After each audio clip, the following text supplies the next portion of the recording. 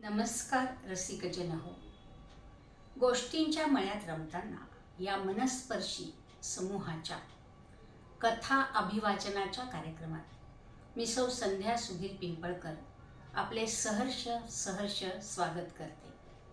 आज 3000 टाके या सुधा मूर्ती लिखित आणि लीना सोहनी अनुवादित कथासंग्रहातली 3 ओंजळी पाणी ही कथा आपण अभिवाचनाच्या रूपाने ऐकणार आहात. रसिकजन हो, कथा निवडताना जेव्हा मी ही कथा वाचली तेव्हा मला तिच्यात भावलेलं, कथा जिच्या माध्यमातून उलगडत गेली त्या लहान मुलीचं निरागस बालपण, नंतरची तिची ठाम मतं, तिचा आजी आजोबांवर त्यांच्या मतांवर असणारा श्रद्धा आणि विश्वासाचा पगडा, भारतीय परंपरा, त्याच्या मागचं सामाजिक आणि कौटुंबिक कारण आणि बंध, हे सगळं खूप खूप भावलं आणि म्हणून मी ही कथा आपल्यापुढे अभिवाचन करत आहे. अर्थातच कथा खूप दीर्घ आहे, आपण ही अवश्य वाचा आणि मला त्यातून नेमकं आपल्याला काय सुचवायचे ते लक्षात घ्या. कर्नाटक एक छोटं गाव, तिथं मी आजी सोबत आजोबासोबत राहत होते असं सुधा मूर्ती लिहितात. आजी कृष्णाक्का दिसायला मोठी, छान आणि साधी राहणी असणारी होती. एके दिवशी आजी तिची आवडती पेटी घेऊन बसलेली होती. त्या पेटीमध्ये आजीच्या रेशमी साड्या आणि तिला लग्नात माहेरून मिळालेली काही चांदीची भांडी होती. आजी जेव्हा जेव्हा ही पेटी घेत असे ना, तेव्हा तेव्हा मी तिथे जात असे, कारण मला तो चांदीचा करंडा फार आवडे. आजीने ती पेटी घेतली. आजी छान तयार झाली. एरवी साधी असणारी आजी आता छानशी तयार झालेली पाहून मी तिला विचारलं, कुठे का चाललीस तू? ती म्हणाली, जेवायला. तू पण चल माझ्याबरोबर. कुठे जायचंय? आणि शाळा व? अगं तुझ्या शाळेतल्या वर्ग शिक्षिका पण तिथे येणार आहे, चल तू. मी पण तयार झाले आणि उड्या मारत आजीबरोबर जेवायला गेले. आजीची मैत्रीण इंदिरा काशीला जाऊन आली होती. त्या प्रित्यर्थ जेवणाचा समारंभ तिच्या घरी होता. त्या समारंभाला काशी समाराधाने असं म्हणतात असं आजीने मला सांगितलं. काशी हे भारतातलं सर्वात पवित्र क्षेत्र. गंगा, विश्वनाथाचं मंदिर, रक्षण करणारा विश्वनाथ, काळभैरव, 80 घाट, मनकर्णिका घाट, विद्वान पंडित आणि तिथली प्रसिद्ध बनारसी साडी जी आपल्याला मिळाली की जणू तो काशी विश्वेश्वराचा प्रसादच असं त्या काळी बायका भक्तिभावाने समजत असत. तर अशा ह्या काशीहून मैत्रीण परत आली म्हणून तिच्या घरी असणाऱ्या जेवणाच्या समारंभाला आपली छोटीशी नायिका तिच्या आजीसोबत गेली. बघा ना, तिने आजीला वाटेत विचारलं, एवढं का गं, आपण तर नेहमी जातो, मग आपण थोडीच कुणाला जेवायला बोलवतो? मग आजी म्हणाली, अगं काशीचा प्रवास खूप खडतर आहे.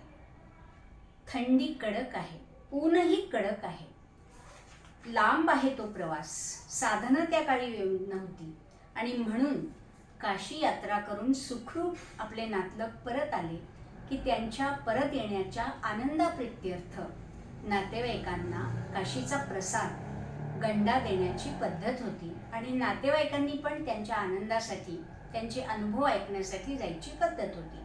आज नाही का, चारधाम यात्रेहून आल्यावर आजही आपण मावंदे करतोच की नाही यात्रेचं. छोटी आपली कथानायिका म्हणाली, आजी मग तू का नाही जात ग काशीला?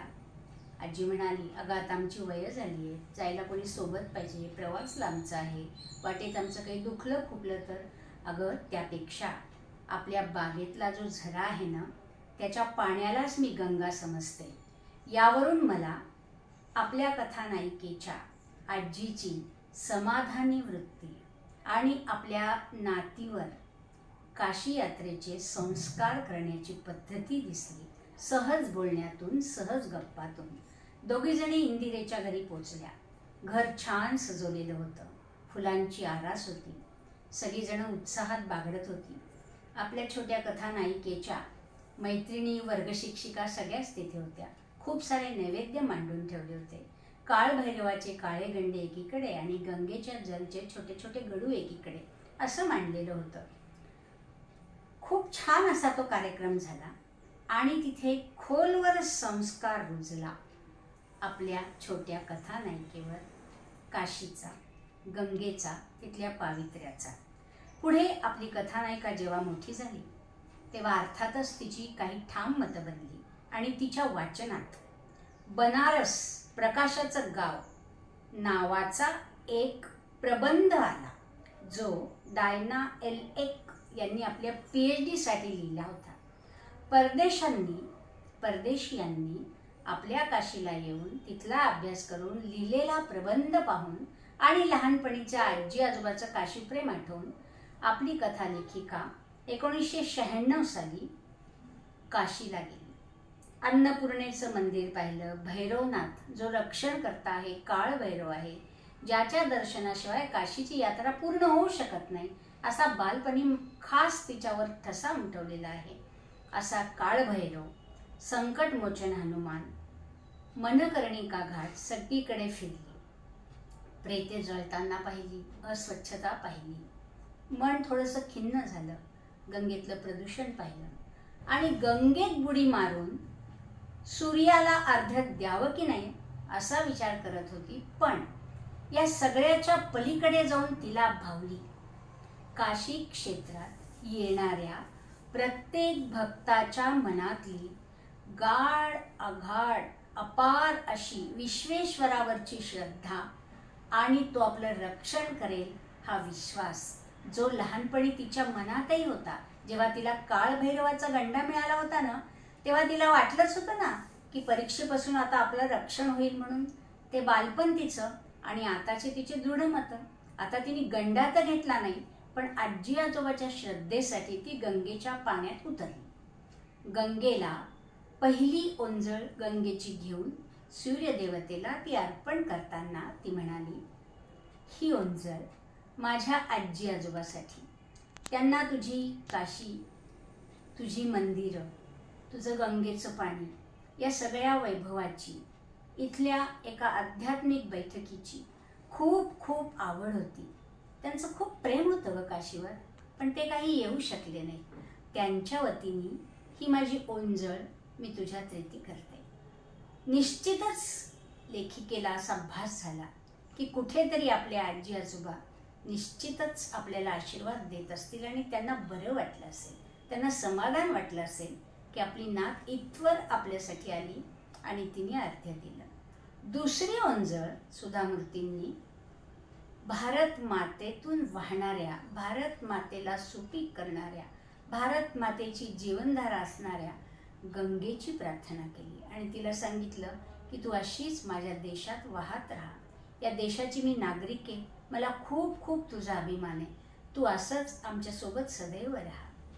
तिसरी ओंजळ ज्यांनी तेव्हा हातात घेतली तेव्हा त्यांना आठवलं, त्यांचे आजोबा म्हणाले होते, काशीला गेल्यावर तिसरी ओंजळ अर्पण करताना आपल्याला अत्यंत प्रिय असणारी गोष्ट सोडावी लागते.